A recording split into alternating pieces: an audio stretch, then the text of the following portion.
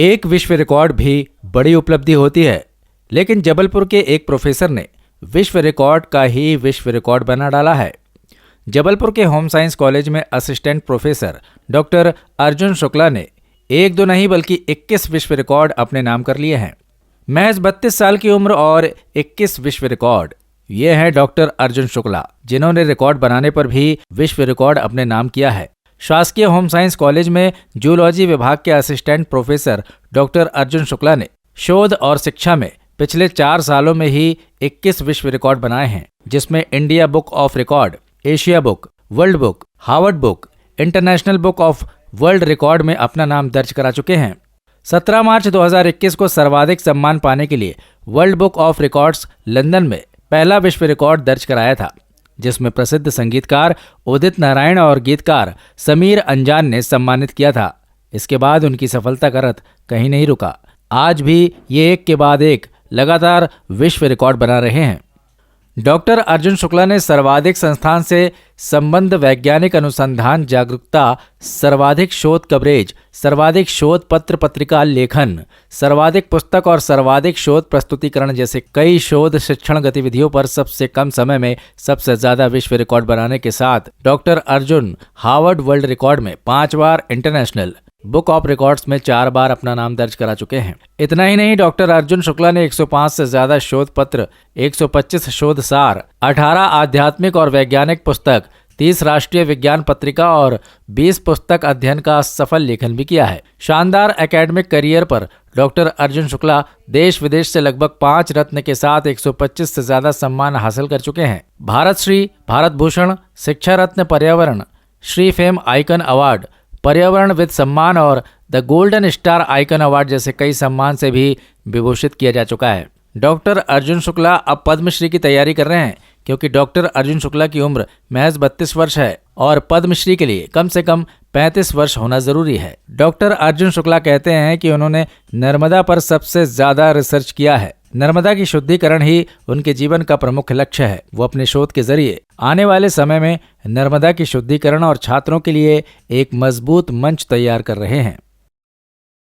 ये 17 मार्च 2021 से world book of record London द्वारा पहला विश्व रिकॉर्ड बना। उसके बाद लगातार प्रतिवर्ष 2-2, 3-3 और अभी हाल में ही जनवरी में मैंने 7 विश्व रिकॉर्ड बनाए, जो नर्मदा नदी शोध पर, जोहिला शोध पर, शोध शोध पर और शिक्षा के क्षेत्र में जो ख्यातियाँ, उपलब्धियाँ हासिल की, शोध पत्र लेखन, पुस्तकें, इन सब के आधार पर हमारी वर्ल्ड रिकॉर्ड्स हैं। ये वर्ष 2021 से स्टार्ट किया था मैंने, मार्च 2021 से। अभी मार्च आने वाला है, मार्च तक 25 हो जाएंगे। और ये पहला जो विश्व रिकॉर्ड मेरा बना वो सबसे ज़्यादा अवार्ड का था, कि मुझे जो शोध प्रस्तुतिकरण के उपरांत जो सम्मान दिए जाते थे, शोध को देखते हुए जो सम्मान दिए जाते थे, वो भी अपने आप में रिकॉर्ड था। ये लास्ट में 21वां रिकॉर्ड ये बना है कि सबसे ज़्यादा वर्ल्ड रिकॉर्ड का रिकॉर्ड, जो सबसे कम क्षेत्र, कम उम्र में सबसे ज़्यादा शिक्षा एवं शोध के क्षेत्र में सर्वाधिक विश्व रिकॉर्ड किसके नाम पे है, वो भी अभी हाल में दर्ज हुआ है मेरे नाम पे। ये शोध और रिसर्च जो है किस क्षेत्र में आपने सबसे ज्यादा किया? ये मेरा नर्मदा नदी की वैज्ञानिकता और आध्यात्मिकता पर मेरा शोध आधारित, क्योंकि मेरे पिता का भी नाम नर्मदा है और मैं नर्मदा नदी संस्कारधानी पे हूँ, तो और नर्मदा मेरी पीएचडी का शोध विषय भी रहा है। तो तीनों को ध्यान में रखते हुए 3 नर्मदा आशीर्वाद के कारण मैंने ये इस पे काम किया।